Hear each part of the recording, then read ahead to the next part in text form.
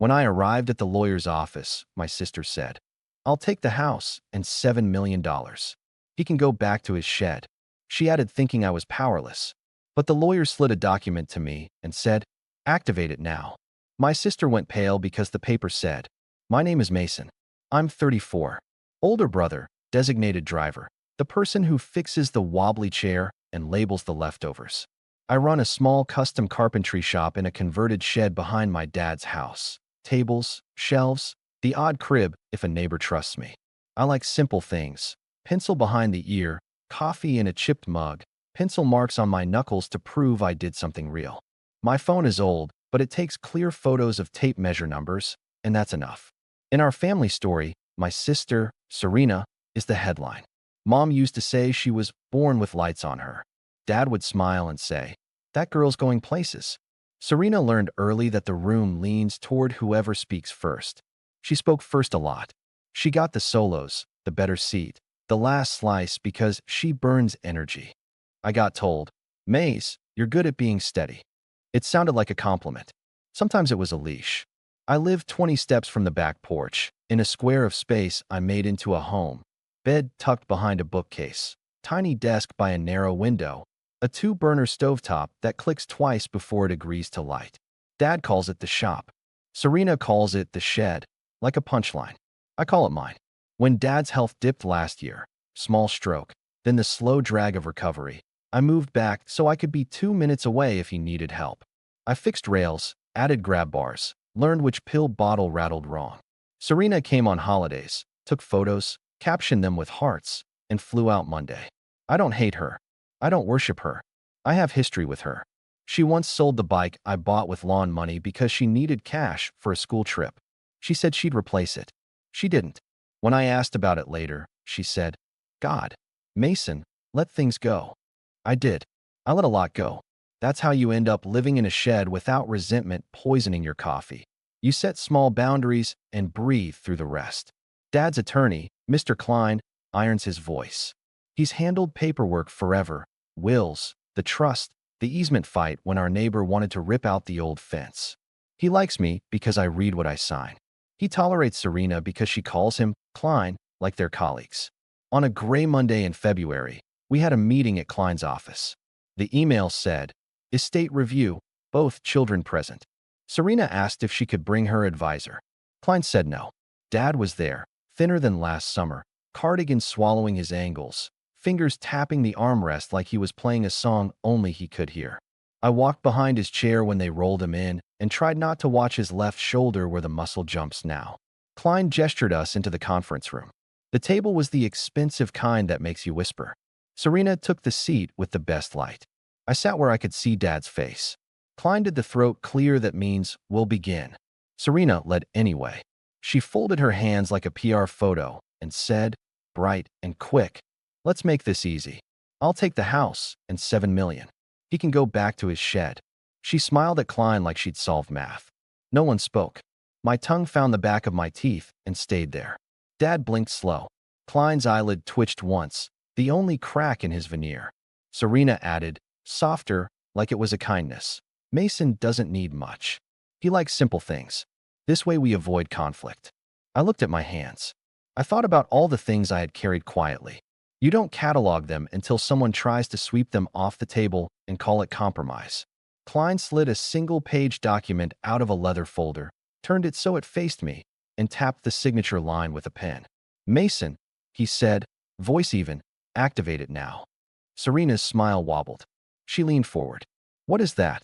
I read the header. 8 words that made my stomach drop and my lungs fill at the same time, and looked up. Serena went pale because the paper said, "Successor trustee activation upon incapacity and contest." Underneath, one sentence as sharp as a plain blade. If any beneficiary attempts to coerce, intimidate, or disinherit the other, the trustee role passes immediately to the named successor and the no contest clause executes. I didn't sign right then. I looked at Dad. His eyes found mine the way they always do when a room turns into a storm. He nodded once, small but there. Klein folded the page back into the leather and said, "We'll review in a moment." He wanted a runway. I needed air. Serena needed a new plan. Here's how we got to a table where my sister could say 7 million, like a grocery list item, and expect the room to clap. Dad built money by inches, not fireworks. He was a contractor who didn't cheat. He bought this house when it was ugly and made it solid. He bought the lot next door when the owner panicked during a downturn. He did 3 flips in 10 years and kept the fourth as a rental. He put money in boring funds and never tried to be clever. When Mom died, he got quieter and more stubborn about wills. He put the house and the rental into a living trust. He made a healthcare directive. He picked Klein because he writes like a man who imagines court is always possible. I left for a while. Not far. A one-bedroom in a brick building with a view of an alley and a maple tree that turned into a show for 3 weeks a year. I made tables and repaired cabinets and learned that people pay on time if you carry a square reader and smile while they tap. Serena left for farther, but always returned loudly. New city, new boyfriend, new business, a lifestyle brand that lived on pre-orders and apologies. When it stalled, she posted long captions about resilience and then texted me, "Can you loan me $250 for a supplier? I'll pay you Friday." Friday moved. The amounts didn't kill me. They added up. 90 here, 120 there, 300 just until my speaking fee hits. I kept a list at first, then stopped because lists made me bitter, and I would rather be tired than bitter. Dad didn't see the Venmo requests. He isn't good at apps. He saw Serena in a good coat and assumed she found it on sale. Last spring, Dad slipped in the kitchen and hit the tile with a sound that still lives in my ear. The hospital kept him 2 nights. The doctor said TIA and rehab and be patient. Serena flew in for the weekend, filmed herself making soup, and left Monday promising to organize a rota. She did not organize a rota. I moved back into the shop because the idea of Dad alone made my skin buzz. I told myself it was temporary. Temporary gets comfortable when no one else volunteers. Care looks boring from the outside. Pills at 9 and 9. The way his left foot drags when he's tired. The way he says fine when he means I'm scared. I paid the electric when auto pay bounced because he forgot to shift accounts. I covered the pharmacy co-pay the month the plan glitched. I ordered grab bars and installed them at midnight when he finally slept. I put a stair lift deposit on my card because the company needed it today to get you on the schedule. And Serena said, "Ugh, I'm traveling. Can you just handle it?" Numbers as markers. 2:17 a.m. First time I helped him back to bed after his knee buckled. 11. The number of times Serena texted, checking in 3 months without once asking if I needed a break. $3,200, the stair lift deposit. $560, the pharmacy claim I fought for 3 weeks while his blood pressure toured heights. 40 minutes in the soup aisle comparing sodium like it was a test I could ace with enough squinting. During this, Klein called. Dad wanted a full review. He's lucid, Klein said, but he wants the scaffolding strong. We met twice. One change stood out. The no contest clause got teeth. If either child attempts to disinherit the other or coerce distributions, it read, that child's share reduces to the statutory minimum. Klein said, it discourages wars. Dad said, I don't want wars. I didn't either. I wanted my father to stop losing nouns mid-sentence. Then money got loud. Serena arrived with a man named Theo who called himself her strategic partner. He had a watch like a spaceship. He said, unlocking liquidity, and looked at our house like a flip in waiting. Over dinner, Serena said, it's crazy to sit on assets when Dad could live more comfortably. We should sell the rental, sell this, put Dad somewhere with full-time care, and simplify. Dad put down his fork and said, quiet, I live here. Serena waved a hand, as if square footage was a debate you could win by being charming. They started scheduling meetings without me. I found out because Klein CC'd me anyway. Subjects like preparing for transition and valuation of primary. I kept telling myself not to fight subject lines. Then I saw fast-track transfer to Serena for continuity, and my chest did that tight thing. I drove to Klein's office. What is happening? He steepled his fingers. Conversations. Your father is still trustee. He is also tired, I said. Which is why we prepared contingencies, he said. The week before the big meeting, Serena sent me a list. For efficiency, the subject read, bullets like shopping. 1. I'll take the house. 2. I'll manage investments. 3. Mason keeps his shed. 4. Liquidate the rental. 5. Distribute $7 million as I see fit for Dad's care. The number stuck like a seed in my teeth. 7 million is a lot. It's also a way to drown people in generosity they never see. So we sat at Klein's table. Serena made proclamations. I'll take the house and the 7 million. He can go back to his shed. It wasn't new. It was the loudest version of her old song. I decide the big things. Mason will adjust. The document Klein slid across was the counter melody. Klein opened the folder and flattened the page with a practiced palm. We can save speeches, he said. Mrs. Hart, he calls Serena that when he's drawing a line. You've proposed a transfer that would, in effect, disinherit your brother from control and primary residence. That proposal triggers the clause your father adopted last year. Mason is the named successor trustee. We can execute the activation now. Serena laughed. It was short and wrong. You're joking. I am not, Klein said. Theo leaned back, smirked, then stopped when Klein didn't meet his eyes. Dad's hand tapped the armrest once, twice. I put my hand near his. He stilled. Serena leaned toward me, voice low, camera sweet. Maze, don't be a martyr. You're not built for this. You like sanding. You hate confrontation. Let the people who understand money handle the money. You'll still have your shed. The shed I built, I said calm. On the property I maintained. While you were busy unlocking liquidity. Klein slid a pen toward me. If you sign here and here, you assume trusteeship, he said. We record a memorandum of trust to block unauthorized transfers. Your father remains the beneficiary. Equal shares upon his death. No one gets to play fast and loose. He tapped the bottom line. The no contest clause disincentivizes litigation. Serena slapped the table lightly, a TV gesture. Absurd. Dad. She turned to him with the brightness that gets her out of late fees. Tell them you want me to handle things. Tell Klein to stop the drama. Dad lifted his eyes to hers and did something rare. He shook his head. His mouth worked around the words, and when they came, they were small and perfect. Stop taking. I am taking care of you, she said. Taking, he repeated and went quiet. Theo tried. There are tax implications. You are not counsel, Klein said. Please don't interject. I picked up the pen. My hand didn't shake. Serena, I said, keeping my voice at a level I could live with later. I'm not locking you out. I'm locking the door so the wind stops ripping it off the hinges. She leaned back like settling in for a show. Say the line, Mason. This isn't about revenge, I said. This is about closure. Klein nodded. Sign, please. I signed. Twice. Date. Initials where he pointed. Two staffers came in to witness. Professional and neutral, like furniture that writes. They watched, signed, vanished. Klein stacked the pages in a neat pile that felt like a wall between us and a drone video of our roof with realtor music. Serena's voice turned to ice. So what now? You evict me from my own house. No, I said.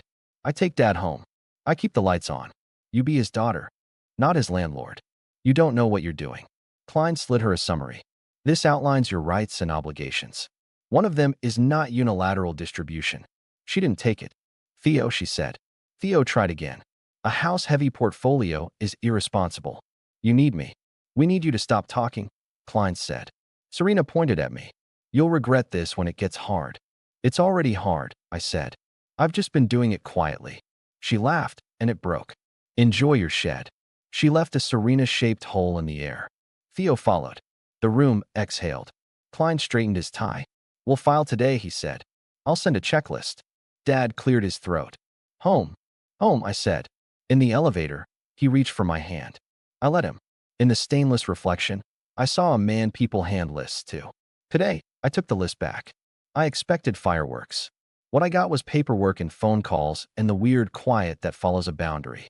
Klein's checklist hit my inbox at 3:12 p.m. Notify banks of trusteeship change. Freeze non-essential accounts pending audit. Move auto pays to trust. File physician letters. Update property insurance. Record memorandum at county. The list was boring in the way a sturdy floor is boring. I called banks. I'm the successor trustee. Here is the certification. Remove Serena as temporary signer for convenience. Note the no contest clause. People move carefully when that sentence is in the air. At home, Serena had left her speed. 2 boxes labeled event stuff. A ring light leaning like a drunk. A bouquet half brown because the stems were cut wrong. I set the kettle on. Dad tapped the armrest to the rhythm of the baseboard heater. My phone lit up like a slot machine. 15 missed calls by 6. Serena's voicemails came sweet, then sharp, then scorched. Let's be reasonable. You humiliated me. You think you're noble. You're small. Theo texted, loop me in as a consultant. I didn't reply. I added his number to a note titled Noise. Aunt Linda sent a paragraph about forgiveness with a verse.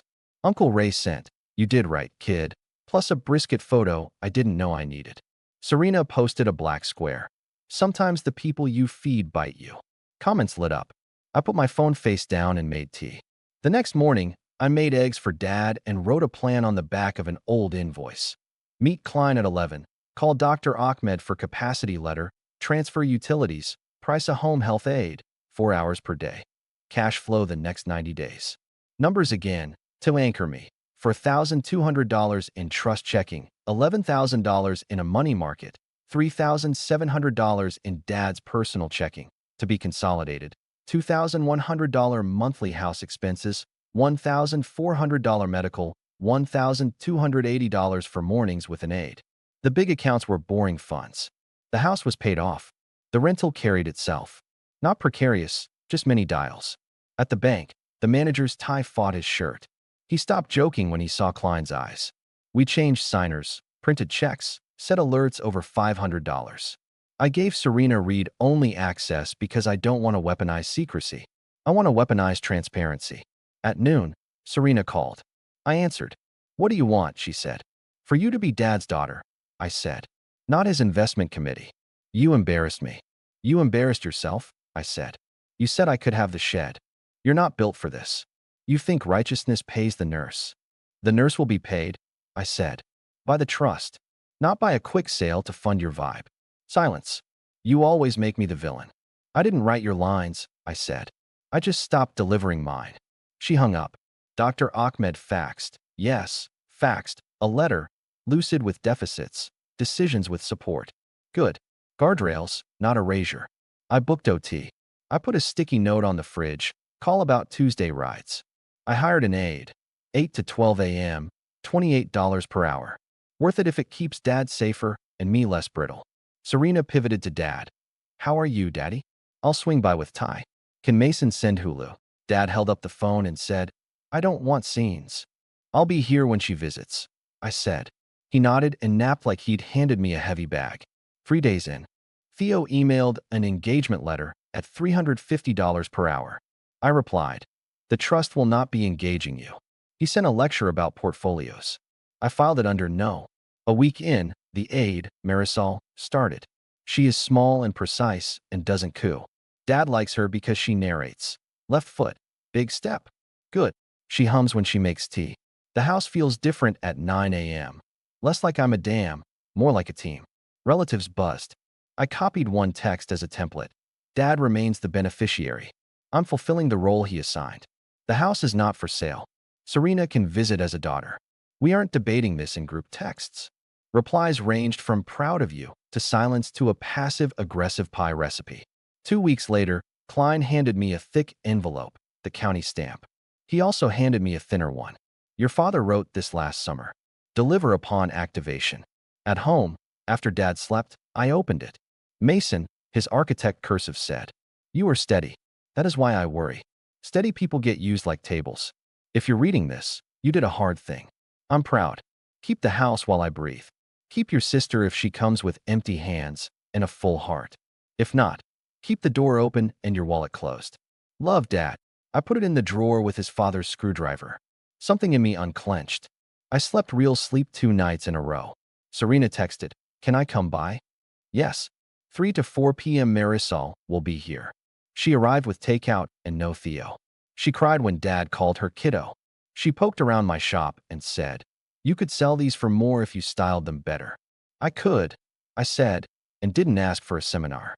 She left a snake plant. It can't die, she said. We'll see. Then the bill for Dad's new medication, $480. I moved a number from one column to another. I called the plan, pressed 3, then 1, then 4, waited 27 minutes, asked for a tier exception. Numbers are numbers. Phones are phones. You turn dials. You keep lights on. A month in, The rental's tenant texted a photo of a leak.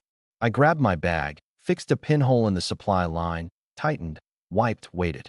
The tenant said, "Thanks for coming so fast." I said, "It's my job," and realized I meant more than plumbing.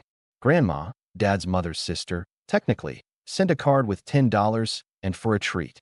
I bought Dad lemon cookies and told her they were from her. She said, "Good. He always liked lemon." Serena's post softened. Fewer black squares, more pictures of Dad's hand on hers. She still says shed, sometimes, but softer, like she knows the word has edges. I still live there. I added a small window above the bed. Morning light hits the wall like a square of permission. Life did not turn cinematic. It turned specific and steady. I wake at 6:12 to the baseboard click. I make coffee in the chipped mug. I sand table edges in half circles until my shoulder talks back. The door is latched from my side. Serena texts less. When she does, it's about Dad. Does he like Becker's lemon cookies? Park on Saturday? Not about assets. When she slides toward old habits, I don't slide with her. Mom's side still has opinions. Aunt Linda highlights devotionals. Uncle Ray sends meat photos. Cousin Tasha asks for a free bookshelf since you guys got the house. I send my rates. She replies, "No worries," with 3 exclamation marks and vanishes. It hurts less than I expected. People show you their balance sheets in moments like this, what they owe, what they think they're owed, what they're willing to learn. I taped an index card inside the mug cabinet. I will not pay to be erased. I will not let family be a password to the deed. I will not explain a boundary more than once. I will show up for people who show up for me. It isn't pretty. It's legible. That's enough. Klein sends quarterly emails with bullet points. I reply on time. The house smells like coffee and wood and the faint lemon cleaner Marisol likes. Dad dozes in his chair and tells me the same porch story from '97 about a warped beam he fixed with clamps and patience. I listen every time. It's different each time anyway. Some days, Serena sits on the rug, paints her nails, and talks about nothing with him, which is a kind of repair. I don't punish her. I don't promote her either. She earns ground by how she walks. We fight less because I stopped auditioning for the role she wrote for me. She still has edges. So do I. We're both learning where they don't cut. I don't pretend this made me noble. It made me clear. Closure isn't a slam. It's a click. It's paperwork filed, a kettle that whistles, a stair lift that hums at the same speed as a heartbeat that calms. My name is Mason. I'm 34. Older brother. Carpenter. Not the headline. Not the afterthought. The man who read the document, signed his name, and decided that being steady could mean standing, not just holding. And when Serena said, "I'll take the house and 7 million. He can go back to his shed," I didn't go anywhere. I set the house back on its foundations and stayed.